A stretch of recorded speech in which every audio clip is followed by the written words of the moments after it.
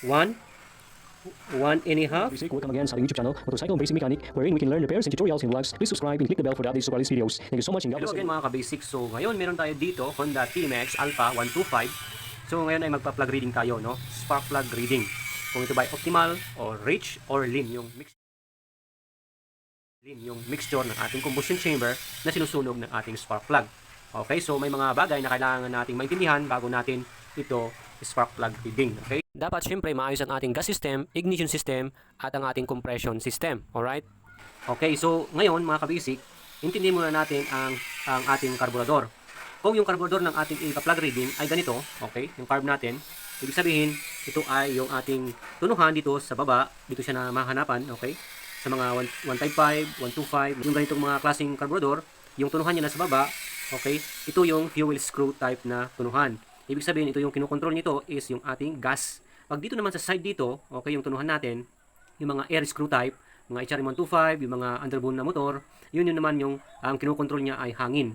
Okay, so ngayon sa atin dito, sa ating TMX na 125, ito yung kinokontrol niya ay gas ito. So, meron ka ng idea kung paano mo na ito i-turn mamaya. Okay, so buksan na muna natin itong ating spark plug. Okay, buksan natin. Siyempre, pag hindi ikaw ang last na nagtuno ng spark plug ng motor, kailangan obserbahan mo yung sunog na ng spark plug na bubuksan mo, no? So, bubuksan natin, titignan natin ano yung sunog nito. Okay? Ayan, so, bubuksan natin, titignan natin yung sunog na ng ating spark plug. Doon natin ibabase mamaya yung ating pagtutuno dito sa kanyang karburador. Alright? Pero siyempre, dapat ang ating karburador ay malinis. Make sure na malinis yan para hindi maka-affect doon sa sunog ng ating spark plug. Kasi once na may mga barado dito or nag-overflow yung ating carb, okay, siguradong rich mixture yan, okay? Siguradong magkakaproblema ang pagdaloy ng ating hangin at saka gas sa ating karburador. Okay, so yan. Tingnan natin. So dito tayo magbabase mga kabasic sa sunog ng ating spark plug.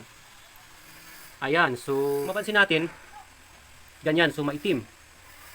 So maitim siya. Ibig sabihin yan is nagsusobra siya ng gas, mas maraming gas na pumapasok sa kanyang combustion chamber kaysa sa hangin. Kung maitim, syempre, alam na natin ang gagawin natin dito sa kanyang carb. So, ang gagawin natin dito sa kanyang tunuhan, sa ilalim, ay kailangan bawasan natin yung gas kasi nga sobra sa gas ito. Okay? So, bawasan natin to, ibig sabihin ay papahigpitan natin. Para mabawasan yung gas kasi nga, sabi ko kanina, ang kinokontrol nito ay gas. So, bawasan mo yung gas. So, kailangan higpitan mo siya. Pero bago mo naman gawin yon is titingnan mo muna kung ilang ikot na yung itong tunuhan natin. So, tingnan muna natin. So, kailangan huwag tayong malito sa ating pag-ikot dito. Okay? So, ayan. Pag ganyan yung itsura ng ating tunuhan, base ka dyan, i-base mo dyan, ilapit natin konti para makita. Ilaw natin. Ayan. Pag ganyan yung ating tunuhan, so ikot natin ngayon sa pahigpit. Pero bago natin higpitan at ituno ito, kailangan alamin muna natin yung stock niya, yung dati niya. Itong ikot na, ilang ba ikot na ba ito? At ganun yung kanyang reading sa ating spark plug. Okay, so ikutin muna natin hanggang sa dulo. So pahigpit. So ayan, half. Half na yun. 1. 1.5. Okay, 2. 2.5. Yan, 2.5 na yan. 2.5. Ilan ba? Ay, 2.5. And 3. Magti-3 siya, no? Kulang na lang ng Kembot, 3 turns na yung ginawa nila dito. Okay? Sa ating tunuhan. So ngayon, dahil sobra nga yung gas natin, ay babawasan natin ng half na lang para ang ilagay lang natin dito sa tunuhan niya is 2.5 turn. Okay? 2.5 turn lang. So bawasan natin. So ngayon ay luluwagan na natin. So ayan, full close na yan. Full close. Okay? Ayan, magsimula tayo dyan. Magbilang tayo. Ayan. So ayan, half. 1. 1 turn na yon. 1.5. Okay, 1.5. And then 2. And then 2.5 lang. Yan. So 2.5 lang tayo. Okay? So kanina mag-3 turn na yung ginawa nila, ganun rich mixture siya. So mag 2.5 tayo and then after ng mga ilang biyahe, saka tayo magpa-plug reading ulit at i-check niyo yung spark plug kung okay na siya. Kung brown na ba siya or light gray or light brown yung ating spark plug ito. Dito makikita mo diyan sa kanyang groundings dito sa taas. Okay, at dito rin sa baba ng ating electrode, itong ceramic na insulator niya, makikita mo dyan dapat nagba-brown yan or light gray, sabi ng ating manufacturer.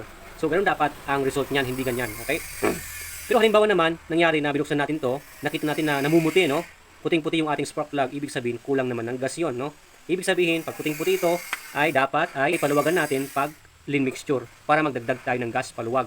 Ipag ating spark plug ay lean mixture.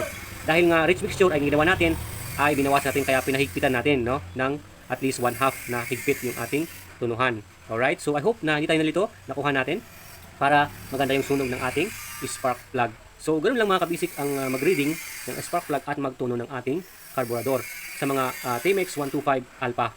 Pwede naman yan sa mga Euro 125, Motorstar, mga China Motors. Pwede yan mga kabisik, basta ganito yung itsura ng ating carburetor, yung fuel screw type na carburetor. Okay? So ngayon, pagkatapos nating maituno yung ating carburetor at na spark plug reading tayo, ngayon ay siyempre kailangan maayos yung idle at yung ating acceleration sa ating motor para makita din natin kung talagang nakaayos na ba yung ating pagtutuno, no? So kailangan consider din natin yon, yung idle at saka yung acceleration ng ating motor pag nakabit na natin itong spark plug. So kabit na natin at i-check natin yung kanyang idle at saka acceleration kung okay ba. Alright?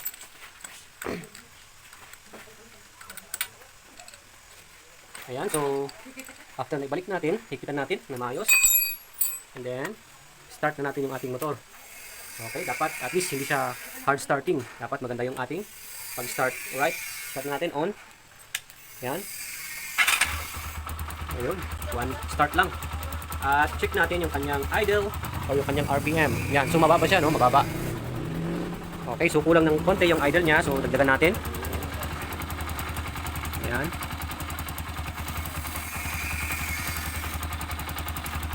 Check natin. Ayan, tumaas na konti. Dagdagan pa natin ng konti.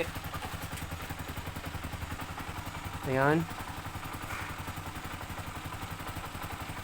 Ayan. Diyan lang tayo muna sa 1,000, no, RPM. Kasi pag uminit naman itong ating makina, tumataas naman yan ng konti. Okay, so okay na yan, 1,000. At mag-1,2 siguro yan, perhaps. So, yun mga kabisik, ang ating gagawin. So, i-accelerate na natin. Siyempre, pahinit natin konti to. Ayan, medyo mainit na konti. And then, kaya natin i-accelerate yung kanyang throttle. Ayun. Diba? Okay, tuloy-tuloy yung kanyang Alright mga kabisik, salamat sa ating panonood and salamat sa ating pagsuporta. Don't forget to subscribe in our channel and click mo yung bell button para ma-update ka lagi sa mga panibago nating tutorials. God bless everyone.